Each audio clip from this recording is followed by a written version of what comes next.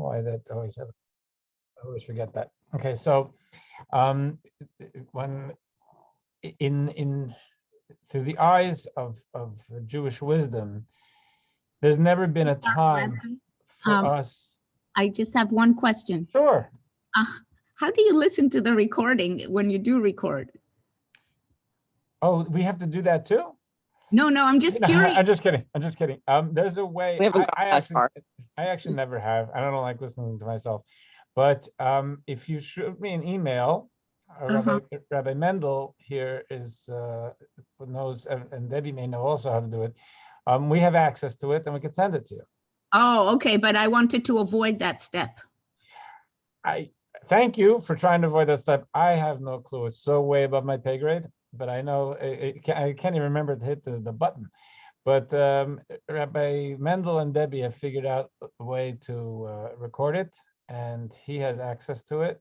And if you shoot me a note, or if you have his, shoot him a note. It's our pleasure. We'll take care of it. Okay.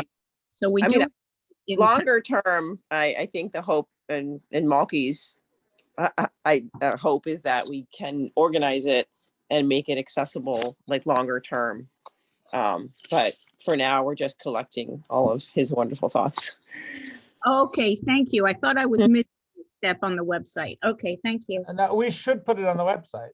We're not there yet, but I know that some people have written to me and passed it on to Rabbi Mendel. I assume that they got it. Okay. If not, I'd like to know. Okay, so Arella, just let me know if something's not working. We'll get it to you. No, that's no problem. Okay. I thought I was I was ignorant on how to do it. Thank you. Okay, no, I'm ignorant on how to do it. Okay, so what it's saying is that when King Solomon built the Beis Hamikdash, the Holy Temple, that served as a focal point, the focal point for Jewish civilization. It wasn't just a building and a place, a synagogue or a Jewish community center. It was the heart and the brain of Jewish life. In Israel and without, and it really was what I was saying is there really has never been, I guess somewhat parenthetically, there's never been as smooth a time, both spiritually and materially, as King Solomon's days. That's through the eyes of Jewish wisdom, both in the Talmud and mysticism. After that, we don't have to get into all of it. There was a Jewish civil war. There were two different kingdoms two Jewish kingdoms in Israel, the north and the south, and the Babylonians ultimately came in and sacked Israel, destroyed the temple, and afterwards, it was 70 years later, it was rebuilt, and then the Romans destroyed it. But the temples are really the center of our lives.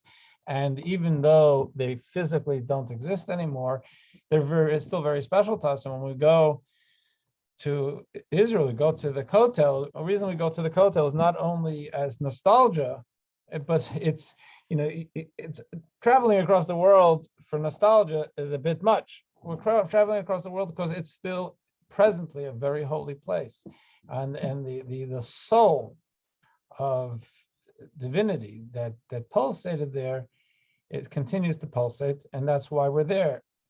Also, perhaps parenthetically, but I guess it's good to throw out this idea, the idea that the Rebbe once noted in a letter to Arik Sharon.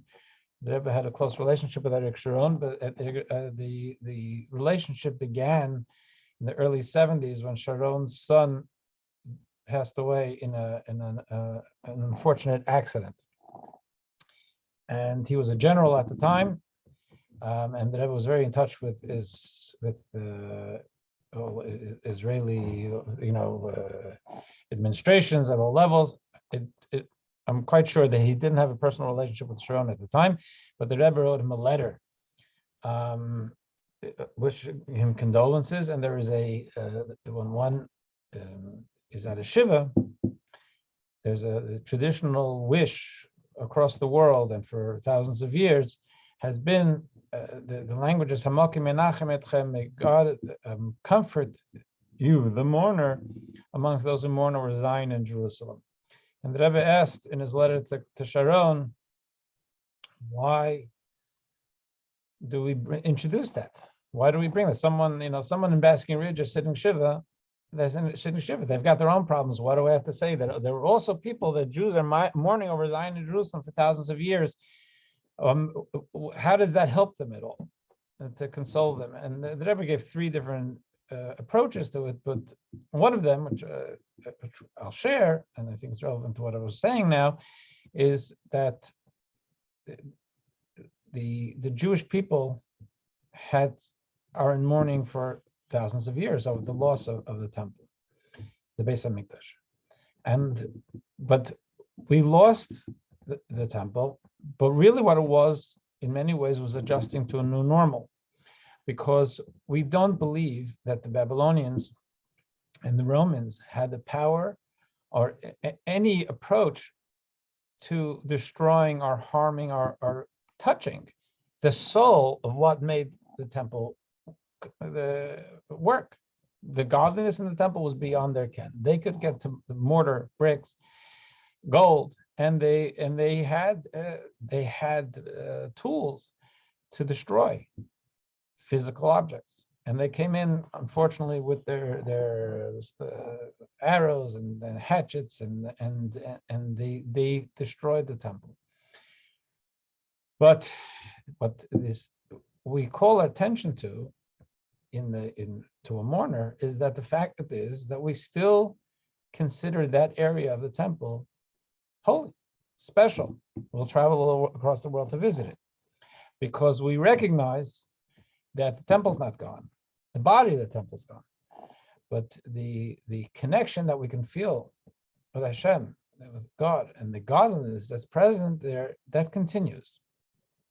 And therefore, and so I guess we can call it adjusting to a different normal, which we prefer not to have. We prefer to have the building, but we don't perceive it in any way as that the soul has somehow disappeared. And therefore, we wish to a mourner that they should also, with time, be able to adjust to this new level of relationship, just as the Jewish people as a whole have adjusted to this new level of relationship, to recognize that what they've buried is the body, it's the bricks and the mortar, and that's sad, and there's Shiva, and we long for the body, like we long for the Beis Hamikdash, but we know we still have the person, we still have the soul, and the soul continues to exist, and that's where the consolation kind of kicks in. And here, the Rebbe, as far as today, the 10th day of Teves is concerned, is we talk about the destruction of the temple, but it started off with the siege, Nebuchadnezzar, in the first temple. Nebuchadnezzar, the king of Babylonia, who was really the ruling power of the time, ruling civilization. He was the most dominant power in civilization at that time. In the year 588, before the Common Era, he laid siege to Jerusalem on the 10th day of Teves, and then later on in the summer, the walls were actually breached, and on Tisha B'Av, the temple was destroyed. Temple was destroyed on Tisha B'Av in the second temple too. Tisha B'Av is a more well-known fast, but there are three fasts revolving around the destruction of the temple: the siege, piercing the wall, and the destruction of the temple. It starts off with today.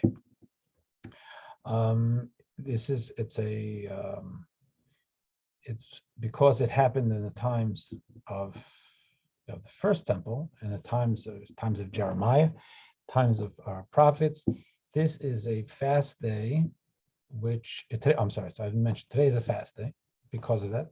Maybe I did mention it. It's 3 different fast days connected to the temple, and today's fast day is actually mentioned in the scripture because it happened at that time. It's called the fast of the 10th month because this is the 10th month. If we start from Pesach, this is the number, fast number 10. In the principle of things, today is a fast that actually we would fast on Shabbos if if the 10th of Tevis fell out on Shabbos. The Yom Kippur we fast. It falls out on Shabbos because the language of Yom Kippur in the scripture is that on this very day, on this very day we fast. So this very day, we know that happens to be the 10th also. It's the 10th of Tishrei. So you fast on 10th of Tishrei. Why do you have to underscore this very day? Our rabbis tell us that the Torah is trying to tell us that it's this very day without any exception, no matter what, even if it's Shabbos. And that the same expression is used for the 10th of Tevis, which means if the 10th of Tevis fell out on a Shabbos, we would fast. But when our rabbis structured the calendar, in other words, because the calendar was initially done by visual sighting of seeing the moon, and it wasn't a set calendar. Now there's a set calendar, a 19-year cycle, and they set it up. And while they were setting it up, they set it up to make it a little easier on the Jewish community and to avoid some possible issues. And one of the things they set up is that Tishrei B'Av never falls out on a Shabbos. It does fall out on a Friday. It's the only fast day that can fall out on Friday. Last year, it doesn't happen often, but it did happen last year, if I remember correctly. It's an interesting Friday before Shabbos, preparing for Shabbos, and then having your Shabbos meal being a break fast. But that's the only time it happens. Now, there is a question here, a comment.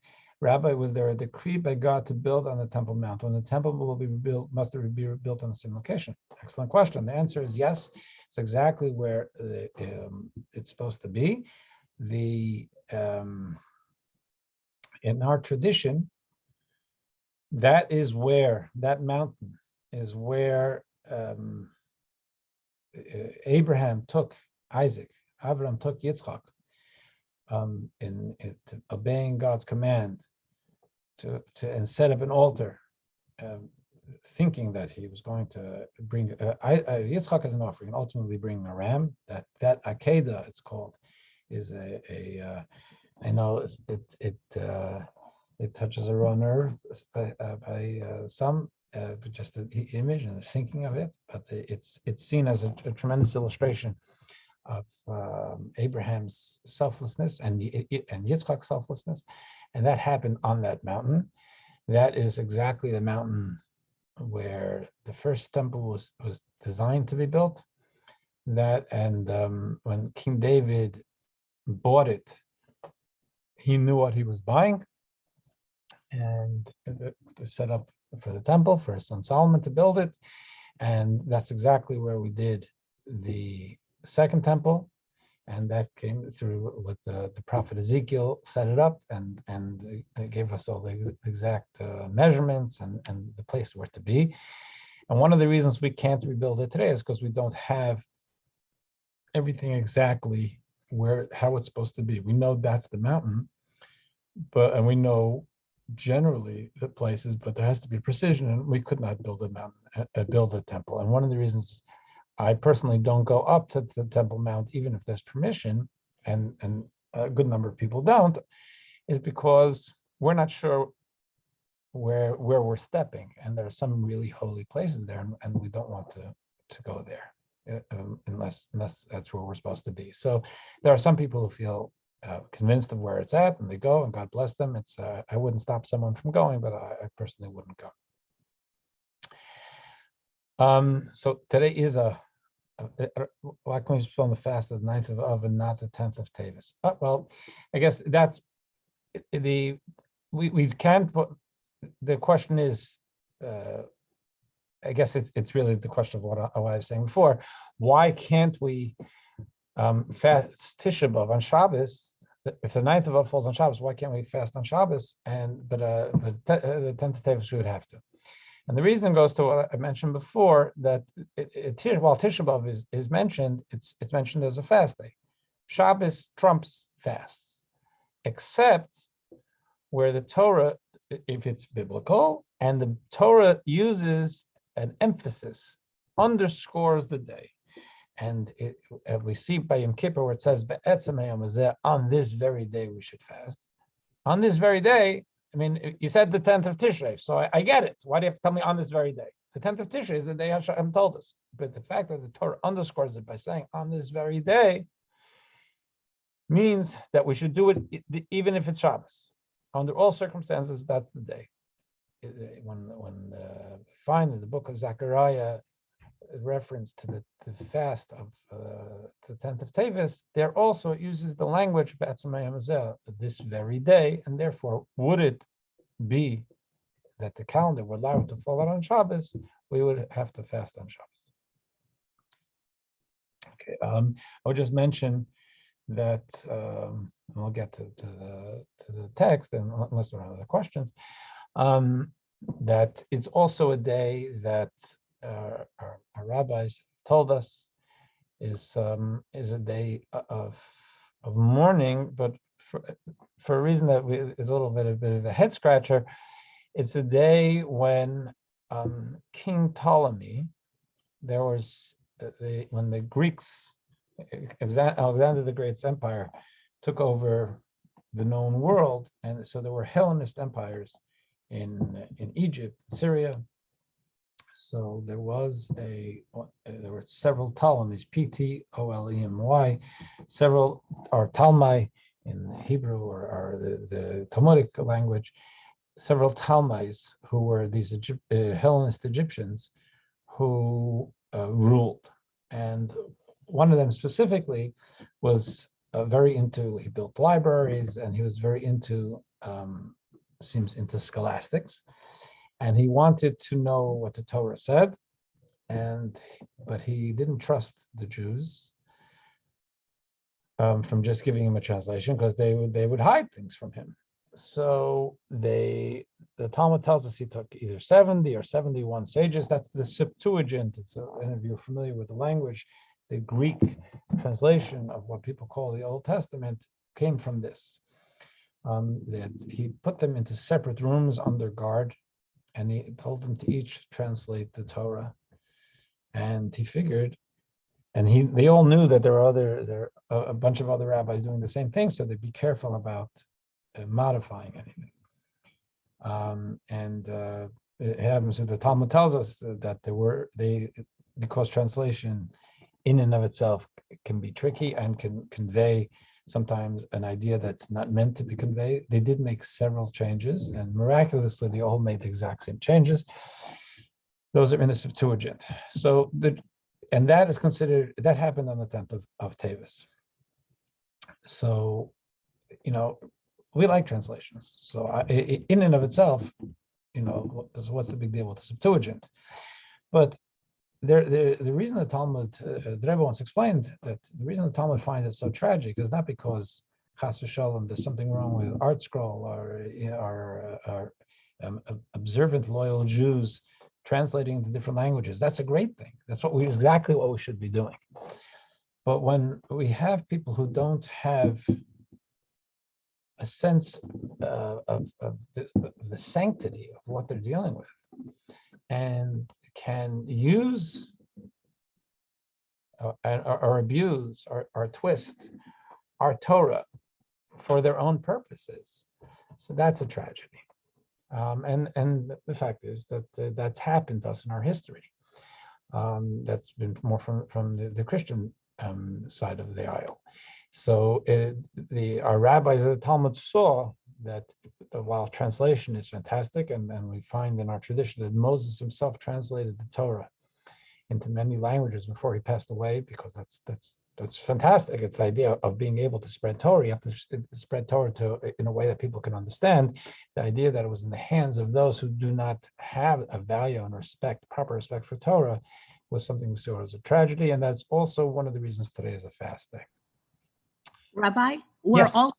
all 70 were rabbis, you're saying? Oh yeah, great rabbis. Yeah. Okay. He went and he took the cream of the crop of the rabbi world, and he said, you're under guard and you're under oath, and do it right. And if you don't do it right, I'm going to catch you, because we're going to compare it to all the other ones.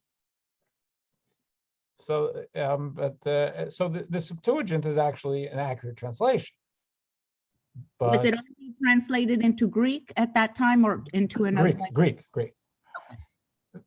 to some extent, the way what is known today as the King James, to some extent is that it was translated into the Septuagint, which is fine, but the Septuagint into the Latin, and then the Latin into the King James. And I do not speak Greek, but I remember hearing from a very accomplished rabbi who passed away a few years ago. His name is Emmanuel Shochat, who did read Septuagint in the original Greek because he knew the Greek, and he was quite a scholar. I heard him say that one of the problems with he used as an example that the Christian world uses, first of all, the Christian world uses our scripture to support their perspectives all the time. That's a common thing. It's their Old Testament, but they're leaning on it. One of the things that they use is there's a verse in Isaiah 7:14 about a woman giving birth and a young lady. The Hebrew word is Alma, and in what Rabbi Shochat said, I'm quite sure. I have it on a cassette tape somewhere. He, or maybe he had told me himself. I think it was on a cassette tape. He said that in the Greek, the word for young woman is the same as the word for virgin, and that's how they felt. They latched onto the idea of a virgin birth for Jesus, even though it's clear from the context in Isaiah, he's not talking about Jesus. He's hundreds of years before Jesus. I mean, the whole thing is it's still mind-boggling to me that they use that. But just a decontextualized verse, the idea it came from the translation, but I guess kind of supporting this idea that the rabbis, they translated it correctly, but someone comes along with an agenda. They have more access to it. It fell into hands who don't respect the tradition and the spirit of the Torah in which way it was given, and the Torah can be anything can be abused if people don't have the correct intentions. Note also that today the chief rabbinate of Israel, in setting up the Israeli society, and especially post-Holocaust, they decided to dedicate a day to remember all those lost and those who, unfortunately, especially with went on the Holocaust, we don't have yard sites for a lot of people. How would one know? They were in the crematoria. Who knew when? What's keeping track? So they made a day. They call this a Yom Kaddish Klali. Today is a general day of Kaddish for everybody, for Jews through the generations. They specifically had in mind the Holocaust victims, and so today is out of all the days, the fast days. And all fast days are important. There is an added layer that doesn't exist by the other fast days in Israel today. It's kind of a general yard site for those who lost ones and they just don't know the conditions or the day. Okay. So we are up to, unless there are other questions, no. We're going to go to 288, 10 o'clock. We're at the halfway point. That's okay. So we did half of this was about the 10th of Tevis, current events, and now we'll get to the Torah. So we have been studying about, we studied this already, but now it's a recap of all the things that went into creation of the tabernacle, the materials, and also into the making of the different accoutrements and the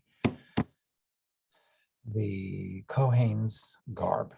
Now, what we were studying, and we're going to continue now going through it, is again a recap, but just an accounting on the garb of the Kohen Gadol, the high priest. I want to share a screen with you just to give it a little bit more depth. See if this works.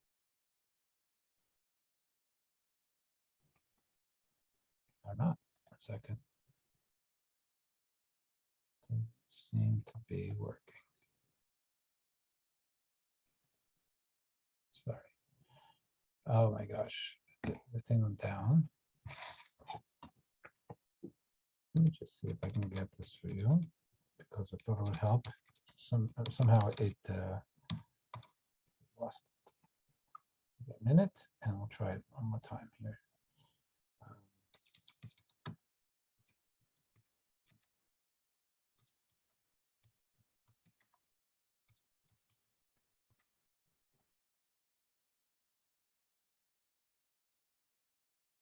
I had a good site that would show it. Not happening.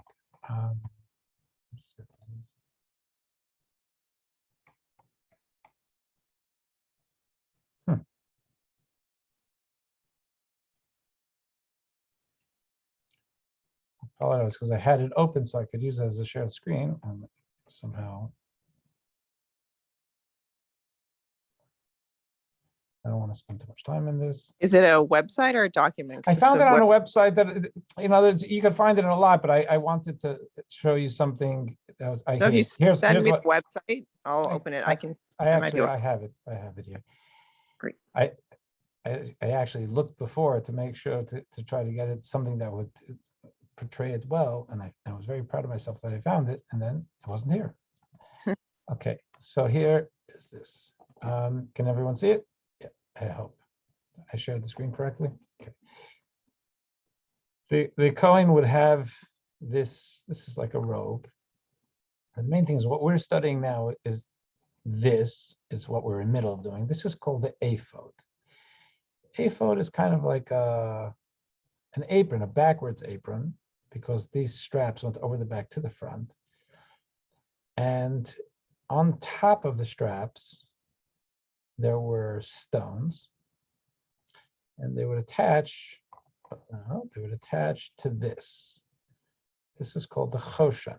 Choshen is the breastplate. And on the breastplate, there were 12 stones. And the 12 stones each had a name of one of the tribes engraved in it. And the names of the tribes are also engraved in these stones that were much smaller. So these straps would hook up to these top pieces, and it would be on the coin. See, there's an image, a completed one. That's not it. Okay, but it's I guess you can imagine that there was hanging from these two was the Choshen HaMishpat. It was called the breastplate of judgment, I guess.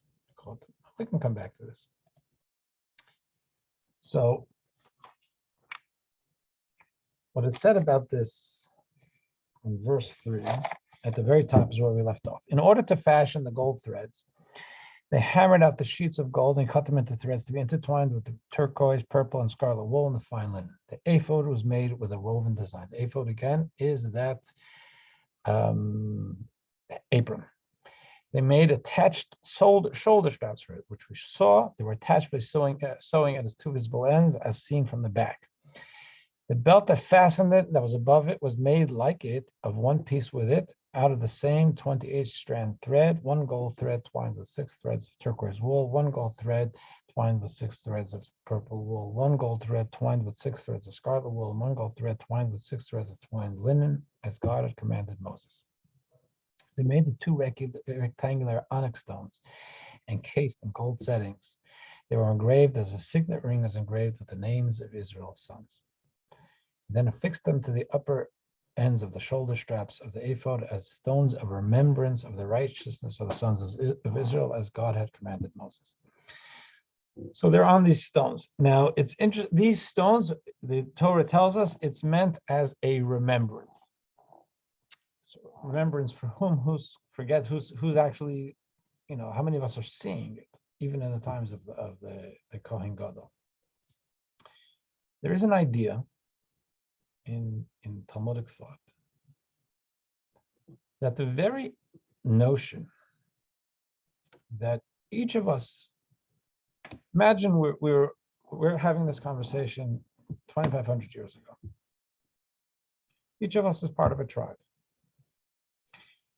and we look up to the temple, we look up to our spiritual leader, the high priest, we feel close to God.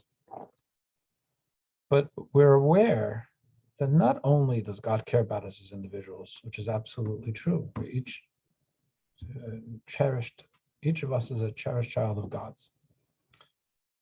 But even in the macro, when the Kohen Gadol stands before God, we are represented there, engraved, and engraved in Torah thinking is the idea is like I guess engraving anything. It's forever. Writing on a piece of paper, it'll last, but engraving it is something that's meant for posterity. So it's engraved on stone. Each tribe, and that tribe, each of us is represented there. It doesn't have all of our names, but there is a name there that represents our name, the name of our tribe. That is something, it says, it represents our place before God. That it's set in stone, so to speak. That even if someone will say to me, or say to themselves, not to me, someone will say to themselves or to me, that they've lived a life where they're not in anymore. If it's being Jewish has to mean something, and what it means I haven't been doing. So I'm not really how can I consider myself part of this community anymore? People have said that to me in different words. Or why would God care about me if I haven't been caring about God all these years? It's our relationship with God is etched in stone. It could get covered over with dust and so on. You have to blow it away, but it's there. And one of the things that the Talmud tells us about, in our recent Torah readings, we've been having the story of Joseph and an incredible drama and the success in Egypt and the Jews coming down to Egypt. But the Talmud tells us that there is a piece of that story, which I think is probably known, where when he was sold into slavery, into the home of a leading Egyptian authority, that functionary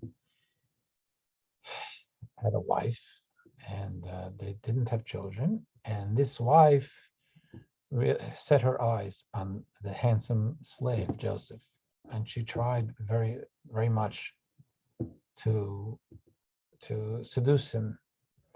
And the Talmud tells us that he was wavering at one point, and he had a vision of his father, and his father said to him that you are going to be represented on the stones of the Kohen Gadol. How can you do this?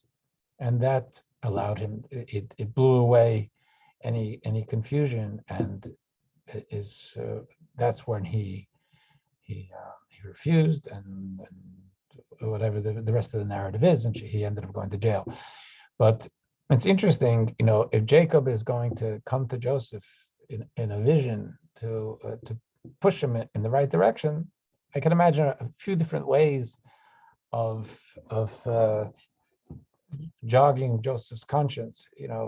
Remember great grandpa Abraham or great grandma Sarah. I mean, there are things to say. Tell him about something that doesn't exist yet, but will happen in the future. These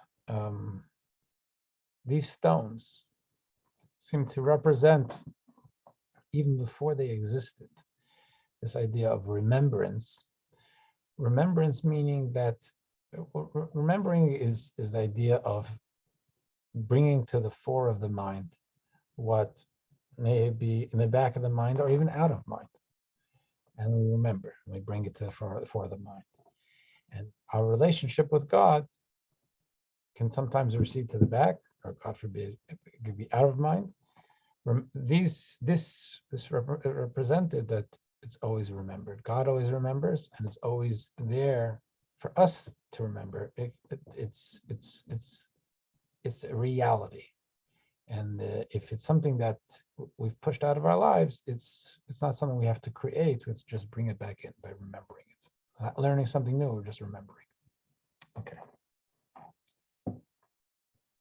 So going further, verse 8 says, he made the breastplate of woven design out of the same 28 strands of fabric as the ephod was made.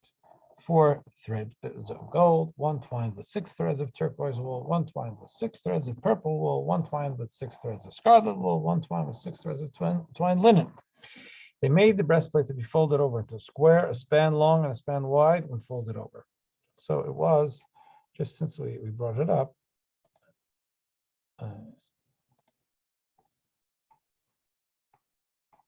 no. Here, this, you can see, this was a fold. It was this was fabric, and the stones were on top of it. Then there was the fabric though had been folded over, and there was the Talmud tells us that there was something mystical inserted between the folds, but there's it wasn't just this piece. If you can see the fold behind it. Okay. Folded over the square. They set it with 4 rows of mounted gems. The first row was a row containing a carnelian, an emerald, and a topaz. Second row, a carbuncle, sapphire, and diamond. Third row, a zircon and agate or an amethyst. Fourth row, an aquamarine, an onyx, and a jasper. They were mounted so as to be encased in settings of gold. The gems bore the names of the 12 sons of Israel, all 12 by name. Each one's name was engraved on a signet ring for all 12 tribes. All 12 tribes are represented. For attaching the top edge of the breastplate to the shoulder straps of the ephod, as we saw, right? The top of the breastplate is attached to the straps of the ephod. What are we calling it? The apron. They made pure gold chains braided like cords. They made 2 gold settings, 2 gold rings. They attached the 2 rings to the 2 upper corners of the breastplate. Page 289. They attached the 2 gold braids to the 2 rings on the upper corners of the breastplate. And then they attached the 2 other ends of the 2 braids to the 2 settings, which they affixed toward the front of the shoulder straps of the ephod. Maybe next time I can bring up, it's very easy to find it on the internet. I just didn't have it here, just to see how it all looked when it was all done. They made 2 additional gold rings and attached them to the 2 lower corners of the breastplate on the corners of its edge that faces the ephod. The rings being attached to the inner fold of the breastplate. They made a 3rd set of 2 gold rings and attached them to the outer edge of the lower ends of the 2 shoulder straps at the back of the ephod, next to where they were joined to it above the belt of the ephod. Just want to see if I have a picture here for you. We don't. They linked the breastplate by its rings to the rings of the ephod with a cord of turquoise wool, so the breastplate would be situated firmly above the front of the belt of the ephod, and so the breastplate would not come loose from the ephod as God had commanded Moses. So I want to go back to the picture and explain a little bit of what they just said and see if we can find a lesson here too. This represented, this had to be firmly attached to this.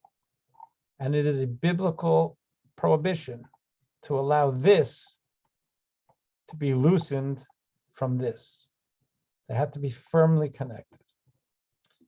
Now, rabbis tell us this, one of the things the Kohen Gadol did, the high priest did, the high priest was a spiritual leader, also a judicial leader. So this,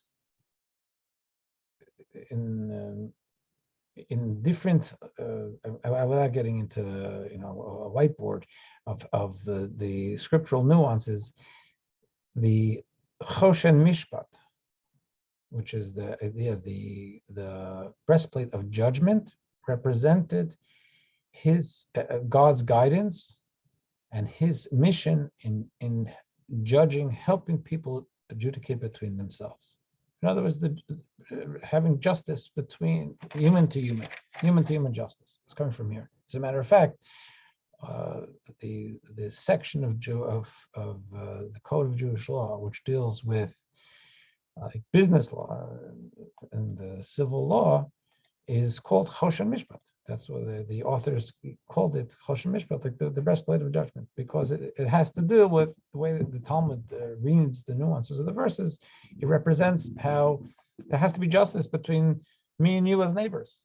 You know, you come my property line, my dog going over to your property, whatever it may be. There's this basic human justice. The ephod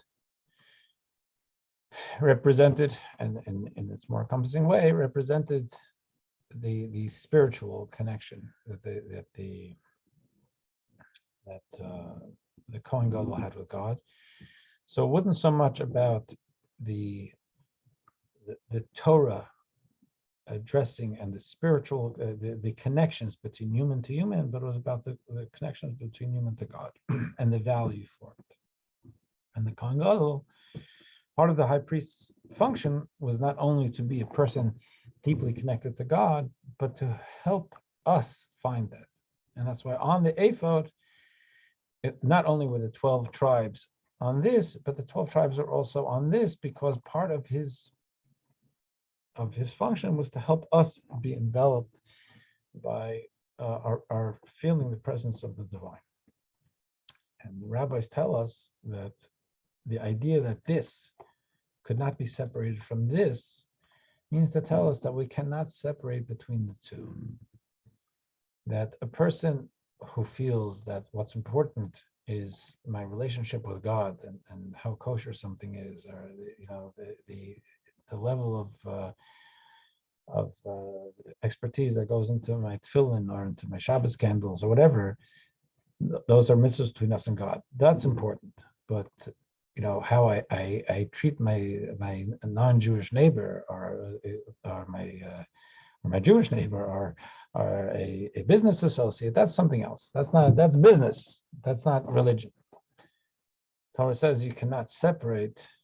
There cannot be it has to be total fastening between this and this, and that would mean vice versa too. Which someone might say, I'm good.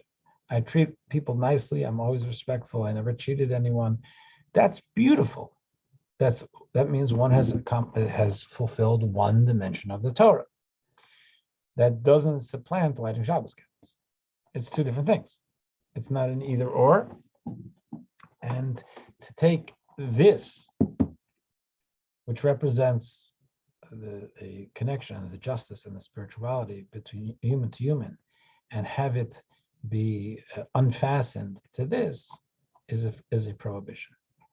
The prohibition, I guess, represents to us what the high priest was representing to us, that our purpose in life and our approach in life is to be holy people. Sometimes that means making a blessing or fasting, and sometimes that means helping someone change their tire.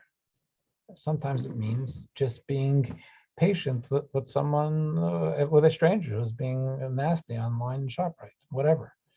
There are two different angles in life. Neither is more holy than the other, and they really need to be fastened to each other. And trying to separate them, it doesn't work. And for the Kohen Gadol, it would be violating a prohibition.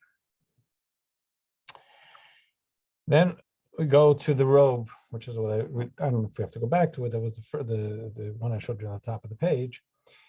Betzalel made the robe to be worn under the ephod. So the robe goes first, on top of that, the ephod going through on the back, and then in front of that, the breastplate. Woven completely out of turquoise wool. The edge of the top opening of the robe was folded inwards, as with the collar of a coat of mail. All around its openings, there was an edging so that it would not be torn. On the lower hem of the robe, they made hollow spheres shaped like pomegranates out of turquoise, purple, and scarlet wool intertwined. They made bells of pure gold and placed the bells between the pomegranates, or literal bells, on the Kohen Gadol's garment. One of the things is that people should know he was coming.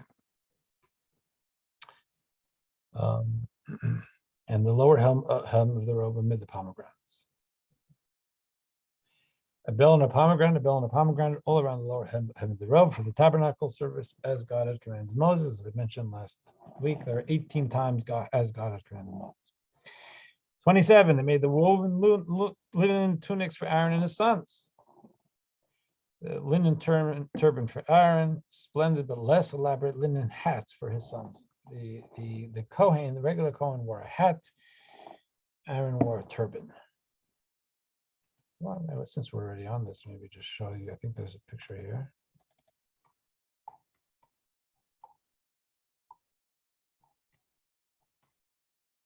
Right. So this is the the turban, and that's the regular hat. They were made out of linen. Now we're going to get to also very soon in like a couple of verses. This was a golden plate worn on the forehead of the Kohen Gadol. This says Kodesh LaHashem, holy to God, and it would be coming out from under the turban, but it would be on his foreplate, and he would wear tefillin also. It would be the tefillin would be just above it. Okay. Let's try this.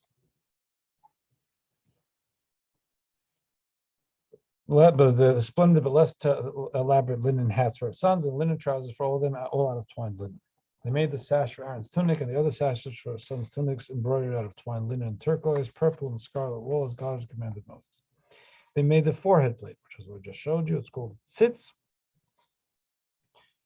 It may sound like tzitzit, but they are actually seen as similar in the Hebrew word, because tzitz comes from a word for like peeking out. So that this peeked out from between his hair and the turban and his tefillin, the head plate peeked out, and tzitzis peeked out of our clothing. There's a turquoise, purple, and scarlet. Okay, they made the forehead plate the holy crown of pure gold, and they inscribed upon it with script like that of a signet ring the words "Holy unto God." Okay.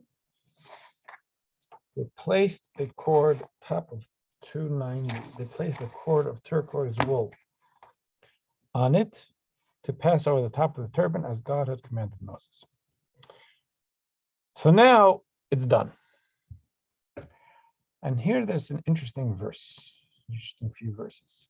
It says, all the work of making the tabernacle, the tent of meeting, and its accoutrements was completed. And you see in the non-bold, it says by the artisans. The rest of the Israelites brought everything they had donated exactly in the manner that God had commanded Moses. So there's a bunch of different things that packed into this verse. I don't know how, but one thing that's, I mean, we could probably, maybe next week we can do some more, but just think which one to bring up best. Okay, so let's work with, it says here that the Israelites, that the Jewish people did everything that Moshe commanded. Kain Asu, that they did that. It doesn't really say it. The end of this verse in the Hebrew doesn't appear again in the English, because I guess it's just hard to do it, but they did it. So our commentaries point out that there was a wonderful team of people who actually built it, but it was a small team. It was not everybody. If we were having this conversation 2,500 years ago, none of us would have been part of that team. But the Torah wants to underscore here that this was absolutely a community effort. Everybody contributed what they could. Everybody was on the team, wanting to make it happen. And the fact that, and if they had an opportunity, they would have been there, and the skill. So it wasn't for lack of desire. It's just, A, you can only have so many people before you're tripping over each other and hurting the project. Number two is not everybody has the skill that Bezalel and the people that these artisans had. If they had a half a shekel, they gave a half a shekel. There's something else they could bring, they brought it. If there was a talent to sew or something, they would do it. So while it was a relatively much smaller number of people who functionally actually created this, the Torah considers it as something created by all of us, because each one of us, everybody contributed.